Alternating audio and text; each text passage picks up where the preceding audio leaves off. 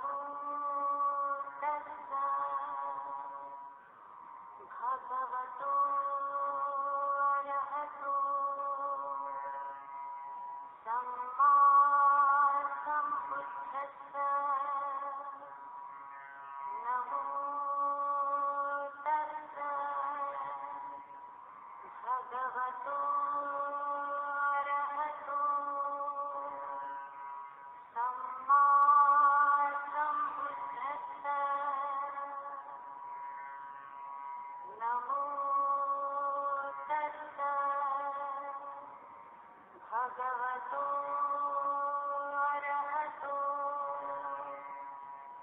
सम्मा सम्बुद्धस्सा। नमस्ते भारतवासियों, धम्मज्ञान चैनल पर आपका सहर्ष स्वागत है। आपका दिन मंगलमय हो। नमो बुद्धाय।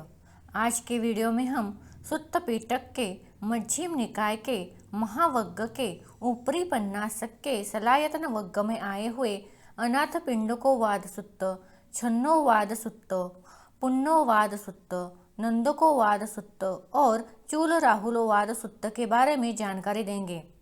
वीडियो अंतिम तक देखिए और ज़्यादा से ज़्यादा शेयर कीजिए। तो शुरू करते हैं। ऊपरी पन्नासक सलायतन वग्ग। पहला है अनाथ पिंडों को वाद सुत्त। ऐसा मैंने सुना था, एक समय तथागत श्रावस्ती में अनाथ पिंडिक के आराम जेतवन में विहार करते थे। उस समय अनाथ पिंडिक गृहपति बहुत अधिक रुग्ण, दुखित, बीमार था। तब अनाथ पिंडक गृहपति ने एक आदमी से कहा, हे पुरुष, जहाँ तथागत है वहाँ जाओ, जाकर मेरे वचन से तथागत के चरण में सिर से वंदन करो और यह भी कहो, भंते, अनाथ पिंडिक गृहपति बीमार है, वह तथागत के चरणों में सिर से वंदन करता है। फिर जहाँ आयुष्मान सारीपुत्त है वहाँ जाओ, जाकर मेरे वचन से आयुष्मान सारीपुत्त के चरणों में सिर से वंदन करो और यह भी कहो, भंते, अनाथ पिंडक गृहपति बीमार है, वह आयुष्मान सारीपुत्र के चरणों में सिर से वंदन करता है और यह भी कहो, अच्छा हो भंते, आयुष्मान सारीपुत्र, जहाँ अनाथ पिंडक गृहपति का घर है, कृपा कर वहाँ चले। अच्छा गृहपति कह वह पुरुष जहाँ तथागत थे वहाँ गया, जाकर तथागत को अभिवादन कर एक और बैठ गया। एक और बैठे उस पुरुष ने तथागत से यह कहा, भंते, अनाथ पिंडक गृहपति बीमार है, वंदन करता है। फिर जहाँ सारीपुत्र थे वहाँ गया, जाकर आयुष्मान सारीपुत्र से यह कहा, भंते, अनाथ पिंडक गृहपति बीमार है, वंदन करता है। अच्छा हो भंते, कृपा कर वहाँ चले। आयुष्मान सारीपुत्र ने मौन से स्वीकार किया। तब आयुष्मान सारीपुत्र पहिन कर पात्र चिवर ले आयुष्मान आनंद को अनुगामी श्रमण बना, जहाँ अनाथ पिंडक का घर था वहाँ गए, जाकर बिछे आसन पर बैठे। बैठकर आयुष्मान सारीपुत्र ने अनाथ पिंडक गृहपति से यह कहा, गृहपति ठीक तो है, काल यापन तो हो रहा है, दुख वेदना हट तो रही है, लौट तो नहीं आ रही है, व्याधि का हटना तो मालूम हो रहा है, लौटना तो नहीं मालूम हो रहा है। भंते सारीपुत्र, मुझे ठीक नहीं है, अत्याधिक दाह हो रहा है। तो गृहपति, अभ्यास करो, मतलब शिक्षितव्य चक्षु का उपादान न करूँगा और मेरा विज्ञान मतलब चित्त चक्षु में निश्चित मतलब आश्रित आसक्त न होगा। ऐसा गृहपति अभ्यास करो तो श्रोत, घ्राण, जिह्वा, मन, रूप, शब्द, गंध, रस, संप्रष्टव्य, धर्म, चक्षु विज्ञान, श्रोत विज्ञान, घ्राण विज्ञान, जिह्वा विज्ञान, काय विज्ञान, मनोविज्ञान, चक्षु संस्पर्श, श्रोत संस्पर्श, घ्राण संस्पर्श, श्रोत संस्पर्श ज्या वेदना, घ्राण संस्पर्श ज्या वेदना, जिह्वा संस्पर्श ज्या वेदना, काय संस्पर्श ज्या वेदना, मन संस्पर्श ज्या वेदना, पृथ्वी धातु, आप धातु, तेज धातु, वायु धातु, आकाश धातु, विज्ञान धातु, रूप, वेदना, संज्ञा, संस्कार, विज्ञान, आकाश न्यायतन, विज्ञान न्यायतन, अकिंचन्यायतन, नैव सज्ञा न सज्ञायतन इस लोक। तो ऐसा गृहपति अभ्यास करो। परलोक का उपादान न करूँगा और मेरा विज्ञान परलोक में निश्चित न होगा। ऐसा गृहपति तुम अभ्यास करो कि जो कुछ भी तुम्हारा दृष्ट श्रुत स्मृत विज्ञान प्राप्त पर्येषित मतलब खोज किया अनुपर्येषित मन द्वारा अनुचरित है उसका भी उपादान न करूँगा। मेरा विज्ञान उसमें निश्चित न होगा। ऐसे गृहपति तुम अभ्यास करो। ऐसा कहने पर अनाथपिंडिक गृहपति रो पड़ा, आंसू गिराने लगा। तब आयुष्मान आनंद ने अनाथपिंडिक गृहपति से यह कहा, गृहपति क्या घबरा रहे हो, दिल छोटा कर रहे हो? भंते आनंद, मैं घबरा नहीं रहा हूँ, दिल छोटा नहीं कर रहा हूँ, बल्कि भंते मैंने दीर्घ काल से शास्ता की उपासना मतलब सत्संग की और मनोभावनीय मतलब भावना में तत्पर भिक्खु भी, किंतु मैंने ऐसे धार्मिक कथा पहले नहीं सुनने को पाई। गृहपति श्वेत वस्त्रधारी गृहस्थ को ऐसी धार्मिक कथा नहीं समझ में आती। प्रव्रजित को गृहपति ऐसी धार्मिक कथा समझ में आती है। तो भंते सारिपुत्र गृहस्थ को भी ऐसी धार्मिक कथा समझाने को मिले। भंते अल्पमत वाले भी कुलपुत्र हैं। धर्म के न श्रवण से वह परिहीन मतलब वंचित होंगे, वह धर्म के जानने वाले होंगे। तब आयुष्मान सारिपुत्र और आयुष्मान आनंद अनाथपिंडिक गृहपति को इस अववाद मतलब उपदेश से उपदेश कर आसन से उठकर चले गए।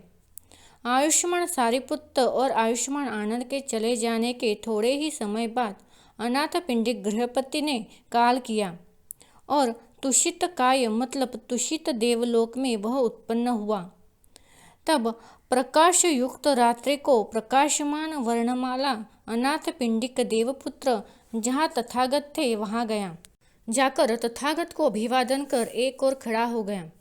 एक और खड़े अनाथपिंडिक देवपुत्र ने तथागत से गाथाओं में कहा, ऋषि संघ सेवित धर्मराज का वास रह चुका यह जेतवन मुझे प्रीतिदायक है।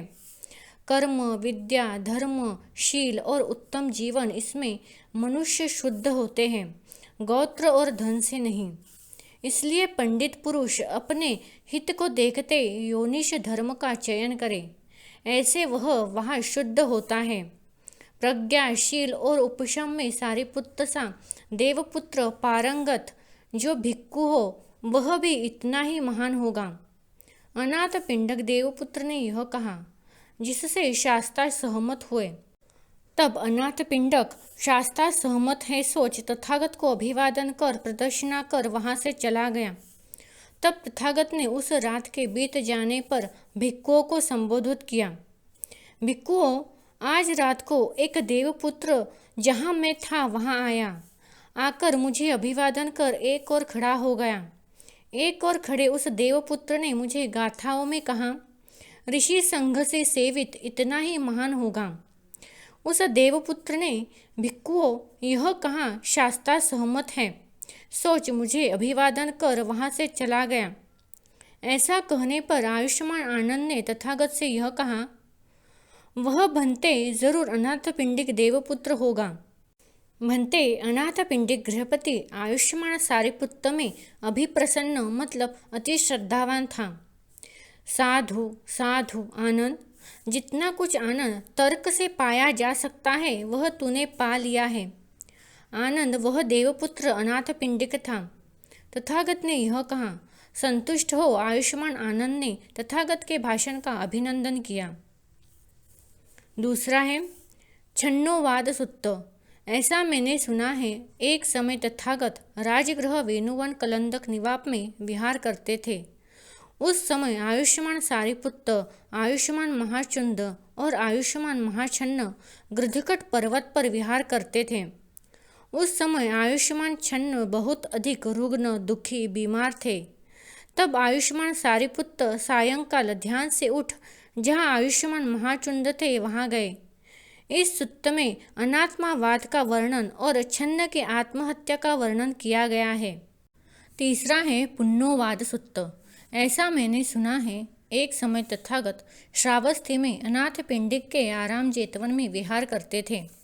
तब आयुष्मान पुण्य जहाँ तथागत थे वहाँ गए। जाकर तथागत को अभिवादन कर एक और बैठे। वहाँ आयुष्मान पुण्य ने उनसे प्रार्थना की कि मुझे संक्षेप में धर्मोपदेश करे, जिसे सुनकर मैं एकाकी, एकांत सेवी, अप्रामादी, उद्योगी, संयमी होकर विहार करूं। इस पर तथागत ने उन्हें कहा कि इंद्रियों से जानने योग्य विषयों का अभिनंदन करने से नंदी मतलब तृष्णा उत्पन्न होती है। इंद्रियों से जानने योग्य विषयों का अभिनंदन न करने से नंदी निरुद्ध हो जाती है। नंदी के विनिरोध से दुख का निरोध हो जाता है। फिर तथागत ने उनसे पूछा कि मेरे इस संक्षिप्त धर्मोपदेश को सुनकर कौन से जनपद विहार करोगे। आयुष्मान पुण्य ने सूनापरांत जनपद का नाम लिया। तथागत ने जतलाया कि वहाँ के लोग तो बहुत चंड स्वभाव के होते हैं, परंतु जब आयुष्मान पुण्य ने अपनी सहिष्णुता की पराकाष्ठा का परिचय दिया तब तथागत ने उन्हें उपरोक्त जनपद में वास करने के योग्य बतलाया। सूनापरांत जनपद में विहार करते हुए आयुष्मान पुण्य ने तीनों विद्याओं का साक्षात्कार किया और बाद में परिनिर्वाण लाभ किया। चौथा है नंदों को वाद सुत्त। ऐसा मैंने सुना है, एक समय तथागत श्रावस्ती में अनाथ पिंडिक के आराम जेतवन में विहार करते थे। तब महाप्रजापति गौतमी 500 भिक्खुनियों के साथ जहाँ तथागत थे वहाँ गई।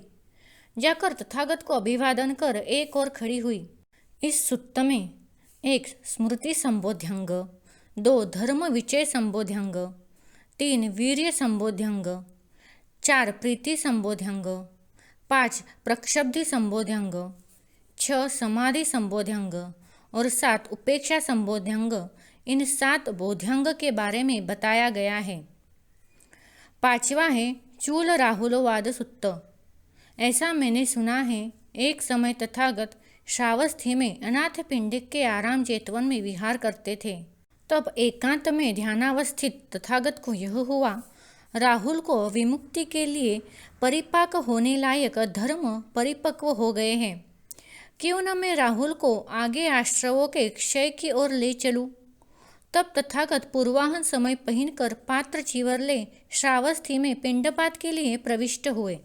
इस सुत्त में तथागत ने राहुल को अनात्मावाद का उपदेश दिया है। सभी संस्कार अनित्य, दुख और अनात्मा है। इस उपदेश को सुनकर राहुल को अरहत्व की प्राप्ति हुई। तो आज के लिए बस इतना ही। अगले वीडियो में हम ऊपरी पन्नासक के सलायतन वग्ग में आए छच्चक सुत्त, महासलायतन सुत्त, नगर विद्येय सुत्त, पिंडपात परिशुद्धि सुत्त और इंद्रिय भावना सुत्त के बारे में जानकारी देंगे। अगर आपको यह वीडियो अच्छा लगा तो धम्म ज्ञान चैनल को लाइक, सब्सक्राइब, शेयर करना मत भूलिए। साथ ही बेल के आइकन पर क्लिक कीजिए ताकि अगला वीडियो सबसे पहले आपके पास पहुंच जाएगा। धन्यवाद। Keep supporting.